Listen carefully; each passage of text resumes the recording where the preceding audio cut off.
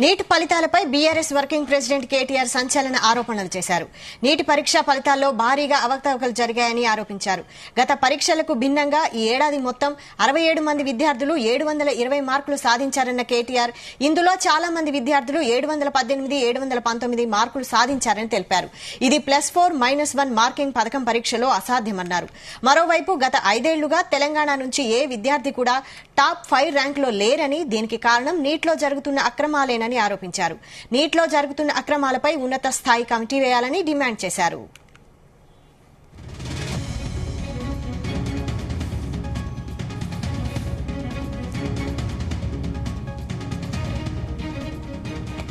దీనిపై మరిన్ని డీటెయిల్స్ మా ప్రతినిధి శ్రీచరణ్ అందిస్తారు. శ్రీచరణ్.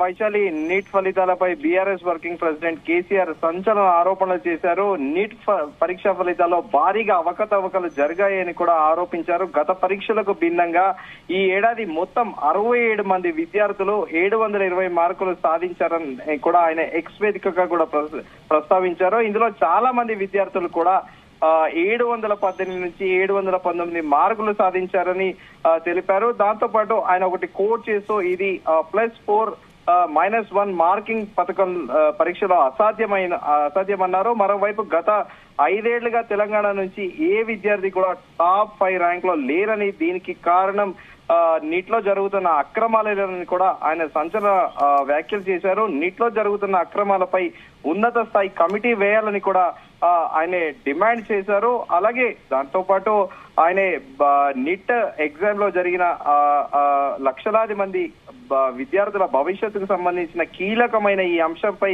కేంద్ర ప్రభుత్వం వెంటనే స్పందించాలని కూడా డిమాండ్ చేశారు. లక్షల మంది వైద్య విద్యార్థుల జీవితాలను ప్రభావితం చేసే నీట్ ఎగ్జామ్ కు సంబంధించిన కొన్ని వివరాలు చూస్తుంటే ఖచ్చితంగా అవకతవకలు జరిగినట్లు స్పష్టంగా అర్థమవుతోంది కూడా అన్నారు.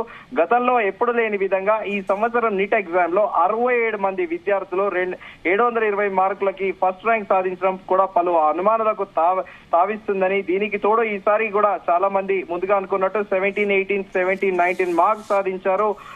అయితే ఈ లెక్కన 718, 1900 మార్కులు రావటం అనేది సాధ్యమయ్యే పని కాదన్నారు. దీని గురించి ప్రశ్నిస్తే గ్రేస్ మార్కులు ఇచ్చామని కూడా చెబుతున్నారు. కొంతమంది విద్యార్థులకు ఏకంగా 100 వరకు గ్రేస్ మార్కులు ఇచ్చినట్లు కూడా తెలుస్తోంది. గ్రేస్ మార్కుల కోసము ఏ విధానం అవలంబించారన్నది చెప్పకపోవడం ఆశ్చర్యం కలిగిస్తుందని కూడా ఆయన ఎక్స్ వేదికగా కూడా ప్రస్తావించారు. నీట్ ఫలితాలను ప్రీపోన్ చేసి ఎన్నికల ఫలితాల రోజే హడావిడిగా ఎందుకు విడుదల చేయటం కూడా ఎన్నో అనుమానాలకు రేకెత్తిస్తుందని కూడా ఆయన అన్నారు. కొత్తగా ఏర్పడిన ఎన్డీఏ సర్కార్ రానున్న రోజుల్లో ఇలాంటి సమస్యలకు సంబంధించి చాలా సవాళ్లను ఎదుర్కోవాల్సి వస్తుందని కూడా ఆయన ప్రస్తావించారు. అయితే నీట్ ఎగ్జామ్ విషయంలో బీఆర్ఎస్ తరఫున పలు ప్రశ్నలతో పాటు కొన్ని డిమాండ్లను కూడా బీఆర్ఎస్ వర్కింగ్ ప్రెసిడెంట్ కేటీఆర్ కేంద్రం ముందుంచారు. గత 5 ఏళ్లలో తెలంగాణ నుంచి ఏ విద్యార్థి కూడా నీట్ లో టాప్ 5 ర్యాంకింగ్స్ లో లేరు. దీనికి ఖచ్చితంగా నీట్ ఎగ్జామ్స్ లో జరుగుతున్న అక్రమాలే కారణమని మేము నమ్ముతున్నాము.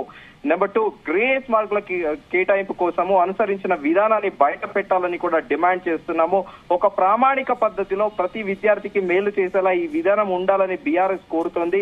కానీ 1500 మంది విద్యార్థుల గ్రూపుకు మాత్రమే మేలు చేసే విధంగా గ్రేస్ మార్కులు కలిపారు. అది సరైన విధానం కాదు అని కూడా ఆయన ప్రస్తావించారు. నెంబర్ 3, ఈ మొత్తం వ్యవహారంపై హై లెవెల్ ఎక్స్పర్ట్ కమిటీతో విచారణ జరిపించాలని బీఆర్ఎస్ డిమాండ్ చేస్తోంది.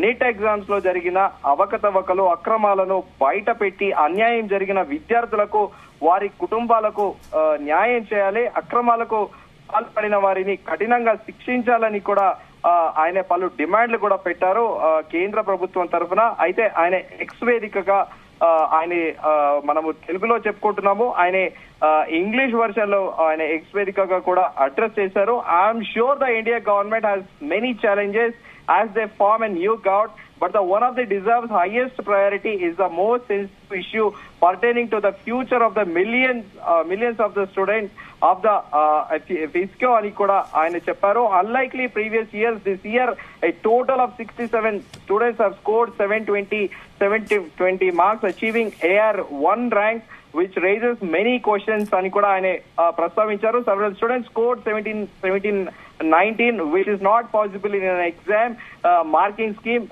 NTA then said they have given a grace marks for a few. Some students have reportedly received up to 100 plus grace marks. The results were hastily declared on the same day as the election results అని కూడా ఆయన ప్రస్తావించారు. Election results రోజే ఆ neat ఫలితాలు వెల్లడించడం ఏంటి అనేది కూడా ఆయన ప్రధానంగా ఒక ఎక్స్ వేదికగా కూడా ప్రశ్నించారు. ఇప్పటికైనా కూడా కేంద్ర ప్రభుత్వం దీనిపైన మార్కింగ్ విధానాల్లో కూడా దీనిపైన పూర్తి స్థాయిలో విచారణ జరిపించాలి.